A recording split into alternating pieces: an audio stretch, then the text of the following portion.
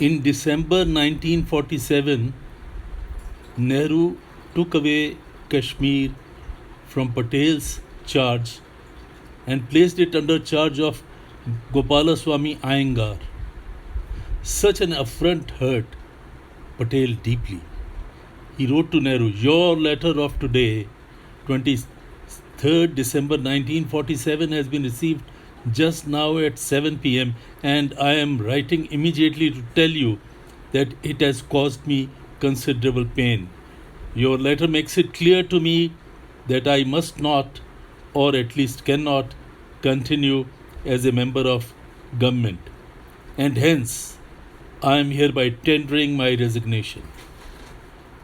The letter seemed to have remained undelivered at Gandhi's intervention on Mountbatten's persuasion that without Patel, the government could not be run. It was very important for Gandhi to know, to mark the words of Mountbatten, that without Patel, the government could not be run. Abdullah's next target was Maharaja, who he demanded should leave the state for good. The demand seemed totally unconstitutional, and its denial of justice to the Maharaja, whom the British, under the Indian Independence Act of British Parliament, had given the right to accede to India or Pakistan, or to choose remain to be independent. It did not work.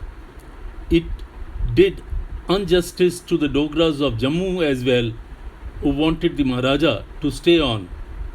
Nehru refused to accept the two basic truths: that the Maharaja's position was the same as the other Indian princes, and the Maharaja was as much son of the soil as was Abdullah. Yet, at Nehru's request, Patel persuaded Maharaja to leave the state. It was unfortunate. Patel did not want it, but he did it under pressure.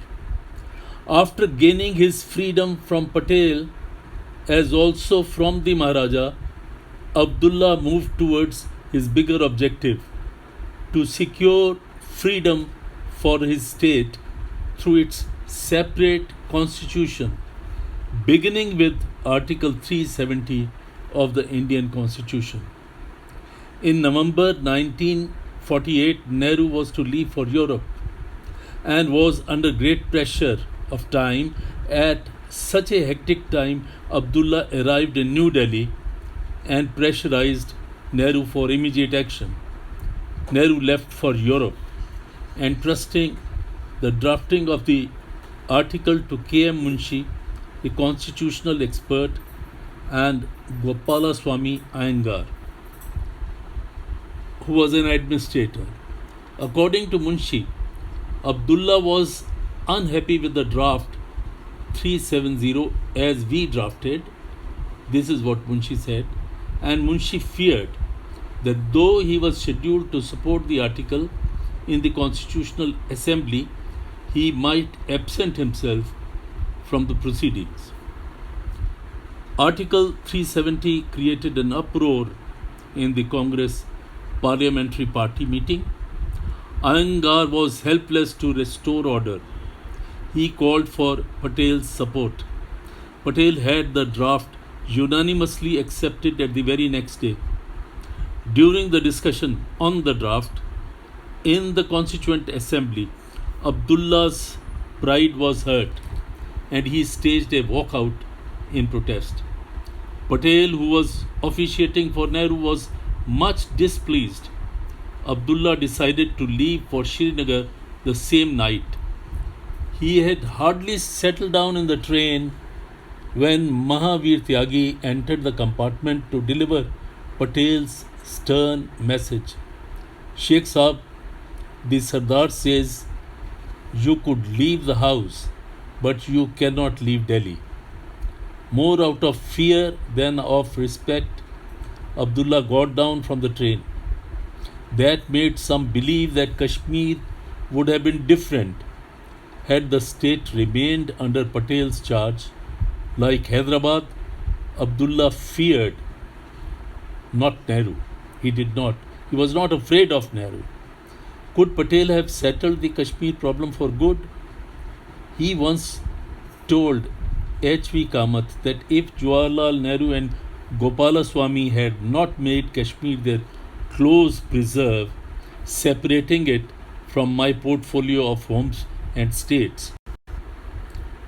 Field Marshal Auchinleck held a similar view. He had stated, Pakistan should let East Pakistan go.